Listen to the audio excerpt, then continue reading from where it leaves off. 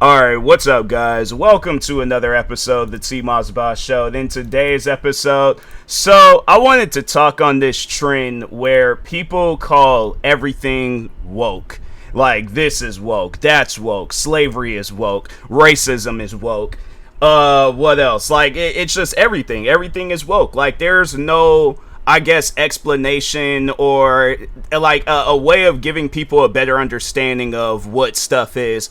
And the motivation behind this this podcast episode was a tweet, or it was some sort of post that Trump made. I don't know if it was a tweet or no, it was on his I think like his Truth app or something like that. So anyways, he goes and makes this post. Hold on for a second. I'm cleaning my glasses and I can't really see the post right now. But he goes on to say the museums throughout Washington, but all over the country, are essentially the last remaining segment of quote unquote woke.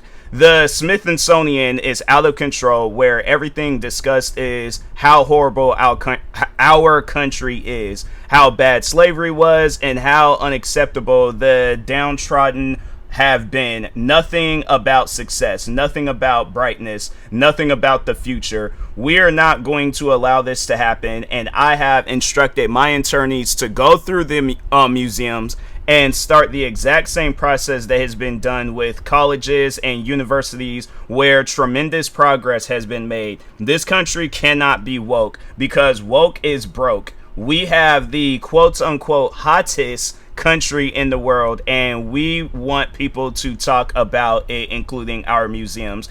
You know, if somebody like Little Tay, or I'm trying to think of another cringy content creator, but yeah, overall though, if you're wondering like what are they going to be like when they're 50, 60, like when they're in their elderly ages, same age as Trump, that's exactly how they're going to act. It's either going to be that or they're just going to disappear from the world. But my question to Trump, I guess, would be, can you define woke? In your opinion, what is woke? Because I feel like that he's going to mess around and say something racist. Overall, that's what Trump is. You know, I know a lot of people may not like to hear that, but yes, the president that you voted for to be in office, in case if you needed that news flash, that reality check, whatever you want to call it, yes, Trump is a racist. Because all of the things you could have very well talked about this country, you decided to talk about the one thing where it's been well established in this country what slavery was,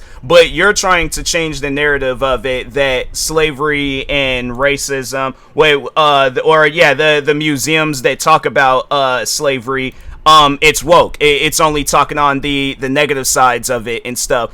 My question is, what positive things came out of slavery? You know, yeah, I guess it was a lot of gifted African Americans that did come out of it, but if you take away slavery, imagine how many more gifted African American no how many gifted Africans would have came out of this world.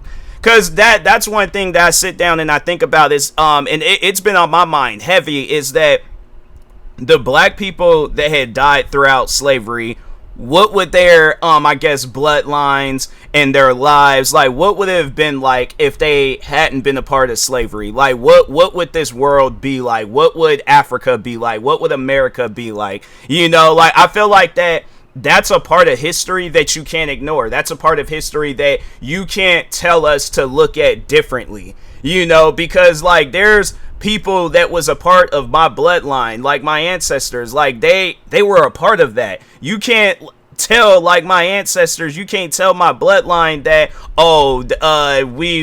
the history around slavery and all that, it has to, there has to be positives alongside the negatives. Fam, there's never going to be anything positive about slavery. So it's like you're talking on things that never existed within slavery. Like even the word itself, it's like, fam, it's described as a negative word. So that's why I'm like, what is your definition? If I was sitting down talking with Trump, I would ask him, what is your definition to woke? Because I feel that people when you got like two different types of people on the internet. You got people that genuinely believe the stuff that Trump says, and then you got the internet trolls that just only want to repeat what he says, but they don't try to have like no real meaning of what he says. And even the people that do believe him, they still don't have like no understanding of what Trump wants in this world and stuff. Like, they're just blindly following him, or they're following him because they thinking that they're going to gain something from being one of his voters, for being one of his supporters and all that stuff. And it's like, you ask anybody that voted for him the first term, what did you gain out of Trump being president? What good things came out of Trump being president? Because all I seen was negatives. Like, that's the thing that a lot of people seem to not understand, is that in a world full of minor positivity, the negatives is always going to stand strong. That's why it's like, my thing is this, and I guess to just lay out some examples.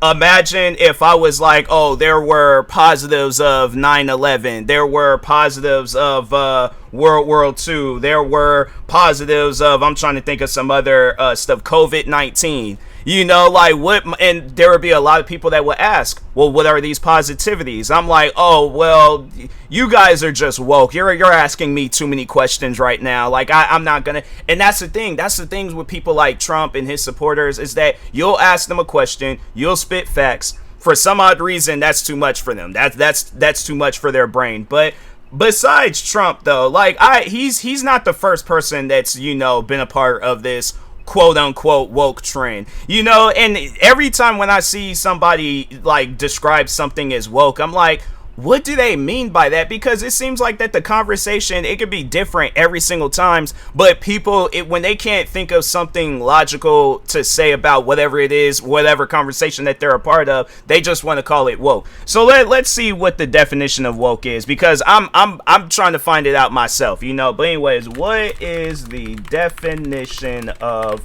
woke? That's some fast typing. I'm like, I don't think I've ever typed that fast before, but I didn't even make no mistakes either. That's crazy. But anyways, but they an AI overview, and I'm gonna look like I should open up Chat GPT too, just to see what it says. But anyways, so yeah, they got a Wikipedia page, they got the Webster definition. Yeah, there's quite a few and Quora like posts too. So, and I guess like that's like from an actual person, but I don't know. Like, I'm trying to figure out though, like, what is like a not an example, but a definition that matches like all definitions and stuff. So anyways, the AI overview that Google put out. So they said the word woke has shifted from its origins as a term of awareness of racial prejudice and discrimination to a more broadly used, often political charged term. Initially used in African American vernacular English, woke meant being aware of social injustice, particularly those related to race. Over time, its meaning has expanded to encompass awareness of various social inequities and is now frequently used as a term to describe left-leaning perspectives on identity politics and social justice. However, it has also become a target of criticism and is often used as a pejorative, whatever that word is, particularly by some conservatives to describe those who are perceived as overly sensitive or politically correct. And that's the thing though, where it's like, that's something that I have picked up off of the way that woke is used now, is that it seems like it's a way of describing somebody that is sensitive. And it's like, okay, well, when you're talking on things like slavery and racism, and you're trying to change our perspective on it, you're trying to make it seem like that racism doesn't exist, or this is the least racist country in the world, or slavery wasn't all that bad. It's like, yeah, bro, like that's why we're I guess like we're reacting to it in a sensitive way, because you can't change history. Just because you're president of the United States doesn't mean that you can change history. So like, I think that's something that Trump needs to understand. Somebody that's in his circle needs to explain that to him, rather than just letting this, how old is he, 78, 79? I feel like that is one thing though about like running for president, is that there should be that man's 79 years old and we're trusting this 79-year-old man to run the country. That's the part that confuses the life out of me. Overall, I don't try to go after people's ages, but I feel like in some cases and situations, especially when it's something like running a whole country, yeah, I do feel like that there should be some sort of age requirement, for it and stuff. Because when you look at, I guess like your normal 9 to 5 job, you have it where there's people retiring when they're in their 60s, or even if it's some sort of career or something like I don't know, like professional wrestling. That's like the only thing I can possibly think of. Plus, on top of that, I am watching NXT right now. So, but yeah, you don't see it where these guys is. My thing is this: would you trust? Let's just see what wrestler is 79 years old right now. What wrestler is 79 years old? Let's just see. Billy Graham. Billy Graham is 79 years old. Is he? Who is that? That is not Billy Graham. I'm like, I don't know who that is. Terry Funk. Okay, let's see. He died when he was 79, but I'm trying to look, I guess, for an alive wrestler. List of oldest surviving wrestlers. Okay, so they're showing living. Okay, so there's one wrestler that is 95 years old. He debuted in 1949 and retired in 1964. Would you guys trust this man to get into a WWE ring right now? He has to wrestle. He has to do a gauntlet match. So he has to go up against multiple wrestlers. Would you trust a NXT wrestler, somebody that's in their 20s, just started getting into wrestling and stuff? Would you trust them to do a gauntlet match, or would you trust Samson Burke? That's the wrestler's name. Would you trust him? 95 years old, by the way. Let me just remind you that in 5 years this man's going to be in the triple digits of ages. Okay, this man's 95. Would you trust him to do a gauntlet match? Okay, let's see another living wrestler. Bob Cuddle, I think that's his name. Also, he's, wait a minute, I think there was like 1930. I think he was born the same year as Samson Burke. Yeah, so he's also 95 years old. Would you guys trust Bob Caudle? I think that's how you say his name, his last name. But would you trust him to I guess, let's see, do a Royal Rumble match? And he's 95 years old. Let's see, oldest female wrestlers. Yukiko Tome, I think Toma, what, I don't know, but anyways, she's 89 years old. Would you guys have trusted her to wrestle part of the Evolution pay-per-view that just happened some time ago? Or Kathy Starr, or Irma Gonzalez? Let's see, oldest wrestlers currently living. Why did that not just have it where it's like all that stuff was just together? That's kind of weird. But anyways, let's see if there is any wrestler. Yeah, it's like a lot of wrestlers that's they're all in their 80s. But yeah, they have like on Wikipedia they have this list of like the oldest wrestlers alive. And would you guys trust any of these wrestlers to still wrestle to this day? So that's what I'm saying. I'm like somebody like Trump, where he's, like they're talking on his medical issues right now. They're talking on I think there was like something that they were just recently talking about, like he can't walk straight and things, and then on top of that, it's like he's not loved in this country. I mean, like there's a couple of times where people tried to assassinate him. So it's like, you guys sit down and think of those leading factors into, I guess, the question of should he be president of the United States right now? Because I mean, yeah, obviously, his supporters, they support him, but you guys, I feel like that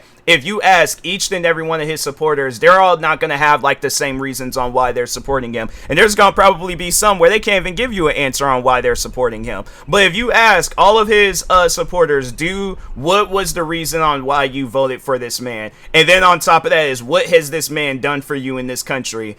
I feel like that, and I guess like even just talking about like doing an investigation at museums that's talking about slavery, how does that help your people? Like, forget everybody else that exists in this country. How does that help a Trump supporter that woke up one morning, like both mornings, okay, both mornings where this man was running for office and he won. He overall won the elections. But what does this do for that Trump supporter that woke up one morning, got ready to go out to one of those voting ballots, or even if they just had theirs already at home, but regardless, either way, they woke up one morning, got ready, either went out to drop the ballot off or went out to go vote somewhere, but either way, What does that do? What does an investigation on museums about slavery, what does that do for a Trump supporter? Absolutely nothing. So like that, it's one of those things where, you know, for one, I just think that Trump, he's misusing the word woke, but at the same time, it's like he's not doing anything for his people. You know, like if you exclude all of us out of the list, those that didn't vote for him and stuff, you just have it where it's like it's just a country just filled with Trump supporters. I feel like that you guys wouldn't be any different than what the first year he was in office. And I'm not saying for this term, I'm saying for his first term.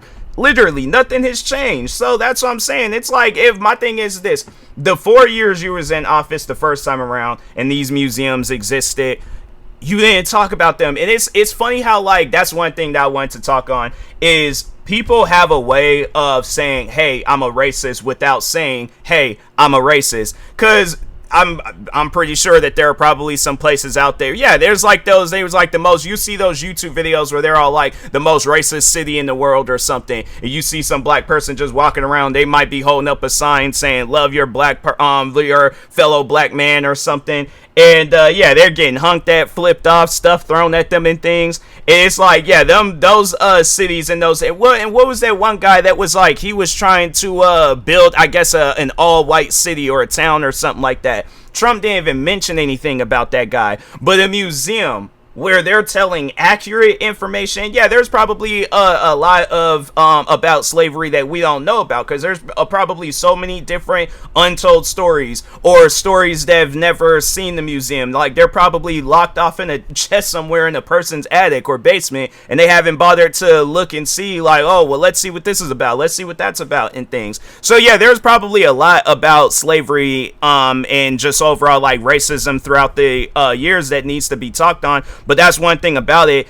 Nothing bright has came out of slavery. Nothing, you know, what else did he say about it and stuff? Bright, and he was all like, nothing successful came out. I guess the only thing successful that came out of slavery is those that managed to live through it. But other than that, it's like, if you're trying, what successful things happened during slavery? What brightness and what was so futuristic about slavery?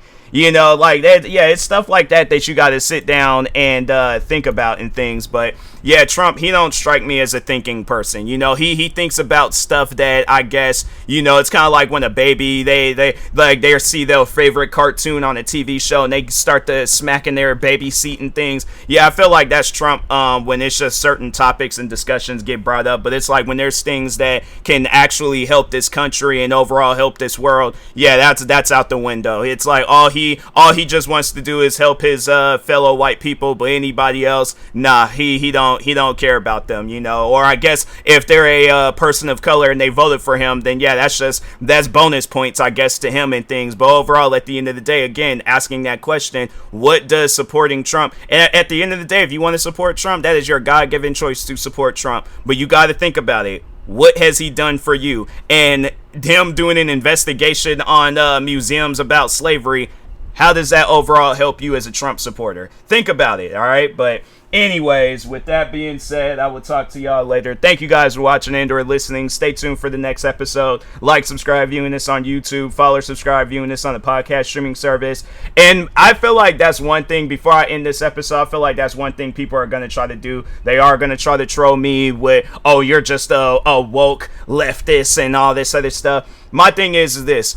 Come up with something different. Come up with something unique. Give me an educational answer on everything that I just talked on and stuff. Like something that's worth responding to. Something that I can look at you and be like, okay, this is an educated person. Because I just feel like that there are going to be people that's going to troll and they're going to be like, oh, I'm just going to mess with this guy. I'm going to look at it as that you don't know nothing. Like, you going through school, you going through college, none of that stuff matter. You have no education whatsoever. So I'm not going to waste my time with you. So you can troll, you can crack jokes, you can say this, you can say that, you can be racist. I don't care. At the end of the day, it's one of those things where I'm like, yeah, you have no form of education. You know just as much as I do about I'm trying to think of something out there that I don't know, quantum physics or something like that, you know. So yeah, it's and I know absolutely nothing about quantum physics. So yeah, it's one of those things where it's like that's how I'm gonna look at people if they come here talking about, oh, you're just woke, you're oh, it's just one of these lefties, and it's like,